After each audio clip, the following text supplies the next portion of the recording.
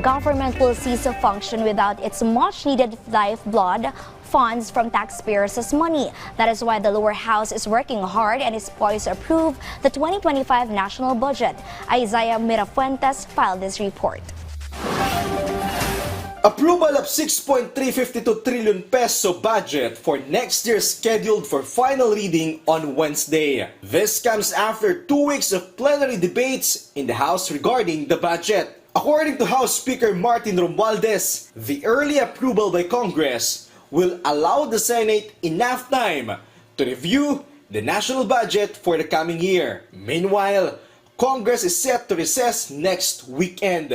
On Monday, Congress was busy with budget hearings due to numbers of agencies scheduled for that day. On the first day of this week, one of the hot items in today's budget hearing was the proposed allocation for the NICA, or the National Intelligence Coordinating Council. This was closely scrutinized by the Makabayan Bloc. The Makabayan Bloc has long suspected that NICA may be behind red tagging in the country.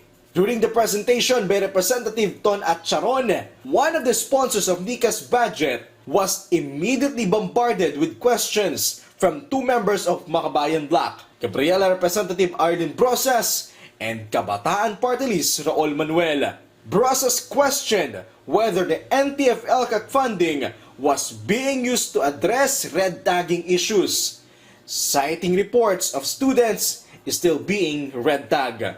The NICA insists it is utilizing its budget appropriately, stating that the part of their funding is allocated for operations in the West Philippine Sea. In the end, the proposed 2025 budget for NICA passed the House. Discussion also covered funding for the Office of the Presidential Advisor on Peace, Reconciliation, and Unity. Lawmakers expressed their desire to see a breakdown of the agency's contributions to maintaining peace in the country. Meanwhile, the proposed allocations for agencies such as the Dangerous Drugs Board, Presidential Management Staff, and Mindanao Development Authority quickly passed Congress plenary muster. The budget allocated for the Office of the Vice President is also expected to be thoroughly thrashed out.